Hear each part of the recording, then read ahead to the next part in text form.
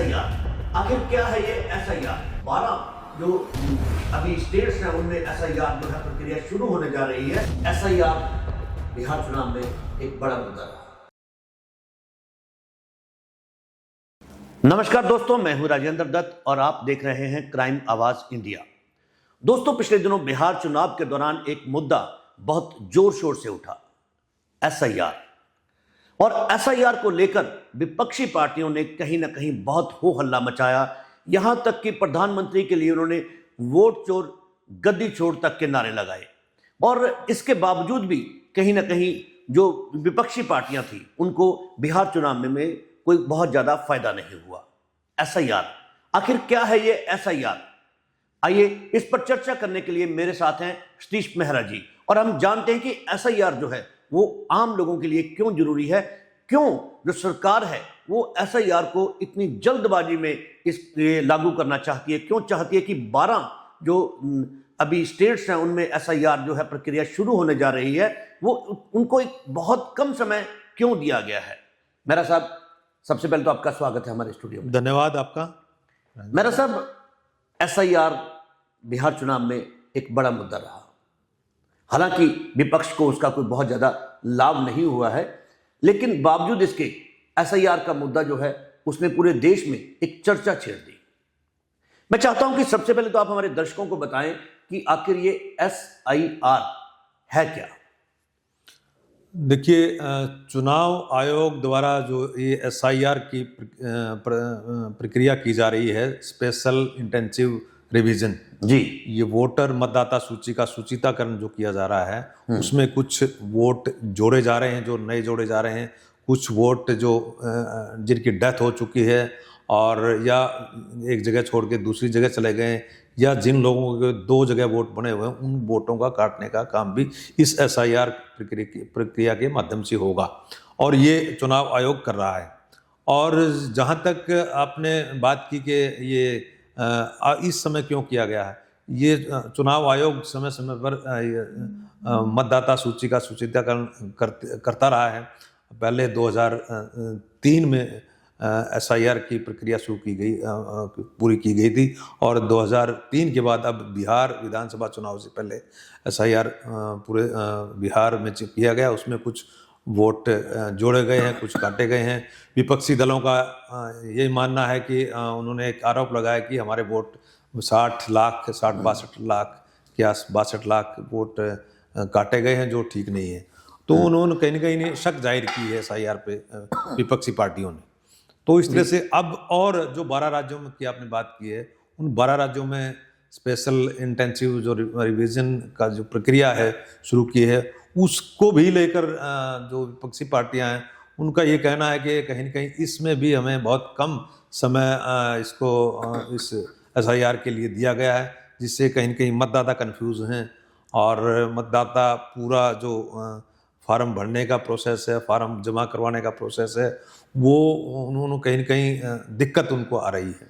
तो इसलिए मेरा साहब, 2003 में जैसा आपने बताया कि ये इससे पहले जो एसआईआर है वो करवाया गया था, और अब 2025 में करवाया जा रहा है। लेकिन 2003 में इतना हो हल्ला नहीं हुआ एसआईआर को लेकर, आज इतना ज्यादा हो हल्ला क्यों हो रहा है? देखिए, 2003 में जब एसआईआर हुआ था, और एसआईआर के लिए बहुत खुला समय दिया गया था, और उसमें मुझे लगता है 2 साल से भी ज़्यादा का समय लगा था। 2 साल का समय जब लगा है तो उसमें पूरी जो ट्रांसपेरेंसी है वो बढ़ती गई। ऐसा लगता है कि समय ज़्यादा था, और अब जितना हो हल्ला विपक्षी पार्टियां कर रही हैं वो केवल और केवल समय को लेकर कर रही हैं कि कम समय दिया गया है। कम समय के कारण बीएलओज हमारे उन पे प्रेशर आ रहा है, और जो मतदाता है उनमें कन्फ्यूजन है। फार्म किसी को भरना नहीं आता, और भरना आता तो कोई बाहर है या कोई अपनी जगह से पलायन करके दूसरी जगह काम कर रहा है।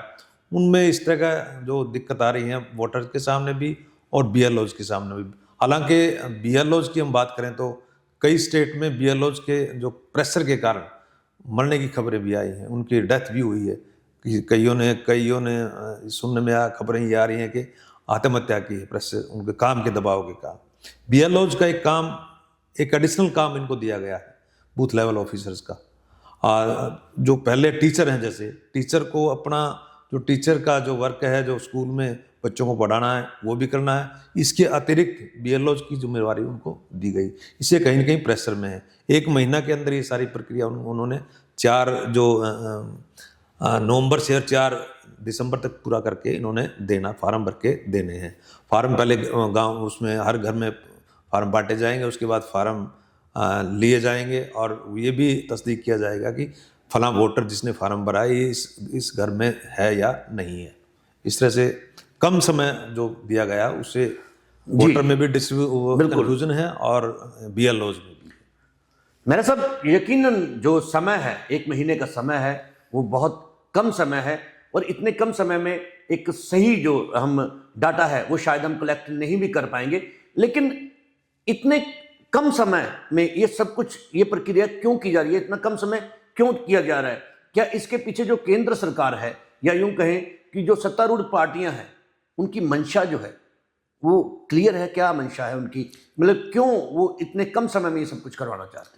देखिए, विभिन्न राजनीतिक पार्टियों को ये शक है और उनका शक ठीक है या नहीं है इसके बारे में तो हम नहीं कह सकते, लेकिन ज़्यादातर जो विपक्षी पार्टियां हैं उनका ये कहना है कि बहुत कम समय में ये जो एसआईआर की प्रक्रिया की जा रही है, इससे कहीं न कहीं हमारे वोटर्स एक पहले से चुनाव आयोग द्वारा एक सेट प्रोग्राम किया गया है ताकि उनका ये कहना है कि ताकि जो विपक्षी पार्टियों के वोटर हैं उनको काटा जा सके और जो पक्ष के जो वोटर हैं उनको जोड़ा जा सके।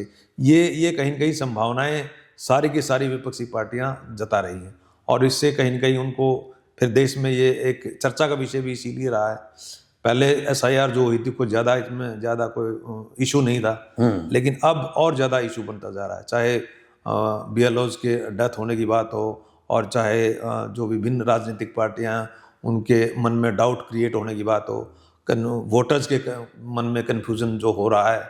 और निश्चित रूप से और अगर इसमें कम समय है तो विपक्षी पार्टियां वोटर्स के अंदर भी ये प्रचार करेंगी कि इसमें कहीं न कहीं कम समय है, कम समय में एसआईआर होना कहीं न कहीं सत्ता पक्ष को, सत्तारूढ़ जो पार्टी है उसको फायदा करेगा। देखिए, बिल्कुल आप ठीक कह रहे हैं। बिहार चुनाव की बात करें तो बिहार चुनाव से पहले भी एसआईआर को लेकर बहुत ज़्यादा शोर शराबा होता रहा है, बहुत ज़्यादा विपक्ष जो है इस चीज़ को लेकर हावी रहा है, लेकिन बावजूद इसके जो है वो फ़ायदा जो है, या वोट की बात करें तो उसमें सत्तारूढ़ पार्टी की ही बात करें या एनडीए की बात करें तो एनडीए को फ़ायदा हुआ है। इन्होंने लगभग एक क्लीन स्वीप जैसा वहाँ पे परिदृश्य रहा है बिहार में। तो क्या आपको लगता है कि वहाँ पे जो इन्होंने इससे पहले, एकदम पहले जो ये एसआईआर करवाया, उसका कोई फ़ायदा इनको डायरेक्ट मिला है?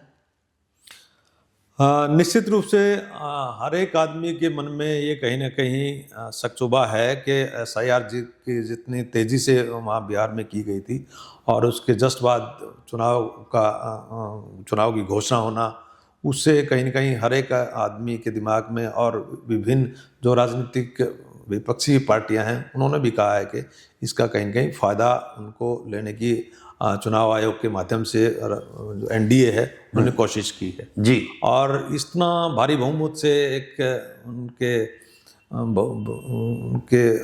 पक्ष में होना, चुनाव के नतीजे जो एनडीए के पक्ष में आए हैं, उससे कहीं न कहीं विपक्षी पार्टियां पूरी तरह से मान चुकी हैं कि कहीं न कहीं एसआईआर का फ़ायदा एनडीए को हुआ है। तो एक जो विपक्ष एक दोष लगाता रहता है कि जो इलेक्शन कमीशन है वो कहीं ना कहीं सत्तारूढ़ पार्टी के हाथ की कठपुतली है, क्या ये चीजें सच होती नजर आ रही हैं? देखिए, कोई भी जिस भी पॉलिटिकल पार्टी की केंद्र में सरकार है, वो अपने जो सिस्टम है, मशीनरी जो है, जो पूरा चुनाव प्रक्रिया देखती है, उसको कहीं न कहीं उसका लाभ लेने की कोशिश करता है।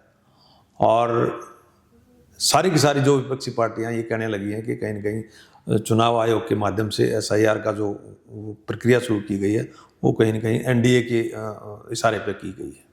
जी। ये उनका उनका मानना है। और आगे भी जो 12 प्रदेश में 12 जो आपने नाम लिए बताए हैं 12 प्रदेशों में की जा रही है, उसमें भी इतनी जल्दबाजी में प्रक्रिया होना, सारी विपक्षी पार्टियां इस लामबंद, मुझे लगता है इसके खिलाफ, एसआईआर के खिलाफ लामबंद हो रही है। और आपने कहा अभी विपक्षी पार्टियां जो है वो लामबंद हो रही हैं। देखिए, बिहार की बात करूंगा तो विपक्ष के नेता राहुल गांधी पूरी तरह से इस बात को लेकर बहुत ज़्यादा उन्होंने हो हल्ला भी किया। उन्होंने इवन कि संसद में भी ये चीज़ उठाई, ये मुद्दा उठाया।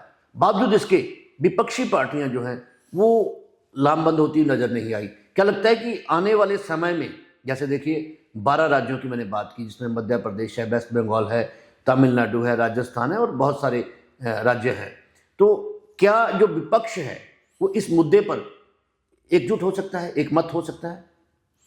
देखिए, जो जिस तरह से हमने बात की 4 नवंबर से 4 दिसंबर तक की ये प्रक्रिया जो फार्म लेने की और फार्म भरकर बीएलओज को देने की, ये पूरी हो जाएगी 1 महीने के अंदर। और 4 दिसंबर के बाद जो देश की मुख्य चुनाव विपक्षी पार्टी है कांग्रेस पार्टी जी। कहें तो कांग्रेस पार्टी ने एक रैली का आयोजन वहाँ पे दिल्ली में किया है, शायद 14 दिसंबर को है।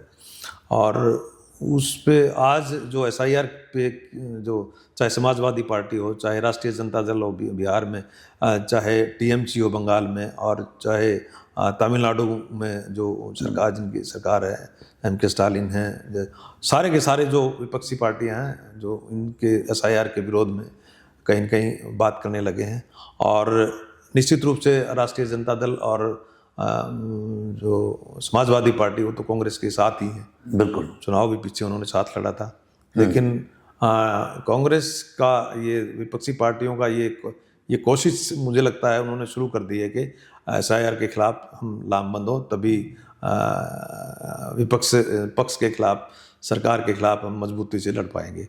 मुझे लगता है ये एसआईआर की प्रक्रिया पे डिपेंड करता है किस प्रकार से चुनाव आयोग इसको पूरी पारदर्शिता से करवा पाता है, या कहीं न कहीं शक शुबा इसमें रहता है। तो विपक्षी पार्टियों का लामबंद होना और न होना ये एसआईआर की इस प्रक्रिया पर तय करेगा, आधार होगा। आपको लगता है कि अगर विपक्षी पार्टियां साथ हो जाती हैं, एक मत हो जाती हैं, एकजुट हो जाती हैं, तो उसका कोई फायदा इन पार्टियों को हो सकता है?